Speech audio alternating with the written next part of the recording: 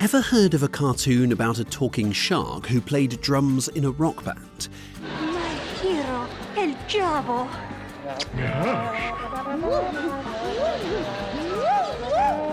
Back in the 1970s, Jabberjaw gave us Scooby Doo style mysteries, underwater cities, and a shark who got no respect. Today we'll uncover 10 facts that will make you love this forgotten classic even more. And trust me, the last one is so surprising you won't want to miss it. I'll teach El Eel to never tangle with a great white El Sharko. Let's start with the wildest part. Jabberjaw was basically Scooby Doo, but underwater. Both shows had a group of teenagers who solved mysteries together. They would travel around and find spooky things happening. There was always a monster or ghost causing trouble. But in the end, they would discover it was really just a person in a costume trying to scare people away. Now I control all of the wealth of Aqualaska.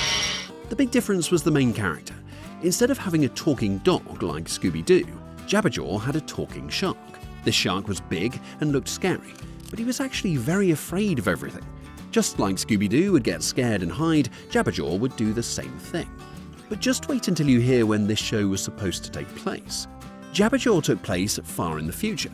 The year was 2076, which seemed very far away when the show was made in 1976. That meant it was supposed to be 100 years in the future. The world in the cartoon was very different from our world today. Everything happened underwater, deep in the ocean. The people who lived there could breathe underwater just like fish. They did not need special equipment or masks to breathe. The teenagers in the show lived in underwater cities. These cities had buildings and streets, but everything was under the sea.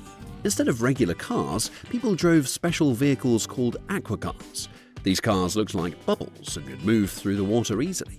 The aquacars could go up, down, and all around underwater. The characters used these cars to get from place to place, just like we use regular cars on land. There were also underwater restaurants, dance clubs, and other fun places where the characters would go.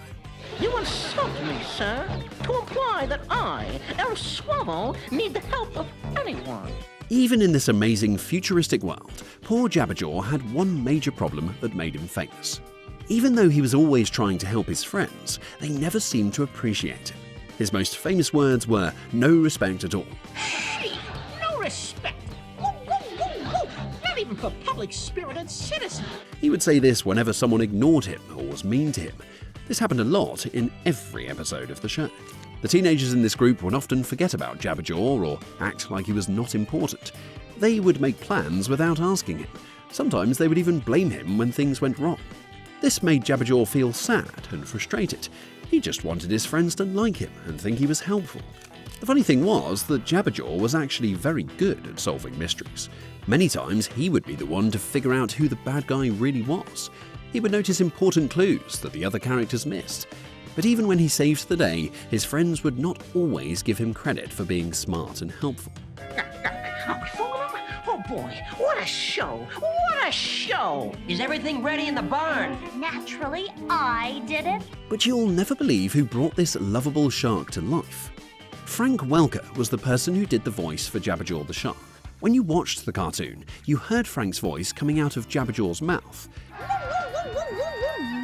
Hey, it's the Raja! Frank has become one of the most famous voice actors in the world. Along with Jabberjaw, he also did voices for hundreds of other cartoon characters. For example, he did the voice for Scooby Doo's best friend Fred. He also did voices for characters in Transformers cartoons. Did you guys find any clues? Not a one. Neither did I. Let's take a look inside this old hotel. Frank's incredible voice acting career has spanned decades, making him one of the most prolific voice actors in animation history.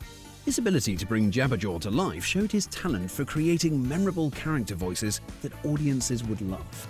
Despite having such a legendary voice actor, the show's fate was already sealed. There were only 16 episodes made in total. That's not very many episodes for a cartoon show. Most successful cartoons have many more episodes than that. Some have hundreds of episodes and run for many years. Jabberjaw started on TV in September 1976. It ended in December 1976. After just a few months, no new episodes were made. The TV network ABC decided not to continue the show. Good thing we caught him. he knows where your power is hidden. He does. It's a good thing indeed that you caught him. But Jabberjaw wasn't just solving mysteries, he was also rocking out with his band, and their name is perfect. The name of their band was the Neptunes, perhaps an homage to the Roman god of the sea, freshwater, earthquakes, and horses. The band had teenage members who played different instruments like guitars and drums.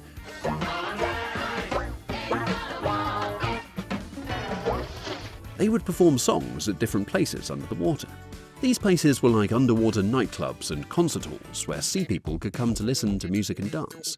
The band would play rock music that was popular in the 1970s when the show was made. The show was actually teaching kids something super important that most cartoons ignored back then. Many episodes of the show had stories about pollution and harm being done to sea life. It taught children to care about the environment while they were watching and having fun. In the 1970s, not many TV shows talked about environmental problems.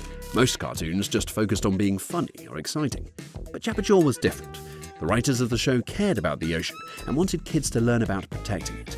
They would create stories where the bad guys were polluting the water or hurting sea animals. Soon the Aqua International Corporation will know the power of the Phantom. Then Jabberjaw and his friends would stop them and save the day. Even after his show ended, Jabberjaw was so popular that something incredible happened. The people who made Jabberjaw, called Hanna Barbera, liked the character so much that they decided to use him in other cartoons too. Jabberjaw made short cameo appearances in a show called Yogi's Space Race. This was a cartoon about Yogi Bear and other characters racing in outer space. Jabberjaw got to be part of the fun even though it was not his own show. Launch position. No respect. That's all I get. While in position number 5. He also appeared in the Flintstone comedy show, featuring that famous modern Stone Age family, the Flintstones.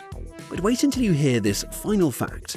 It's the most surprising one yet, just how much kids loved this shark. What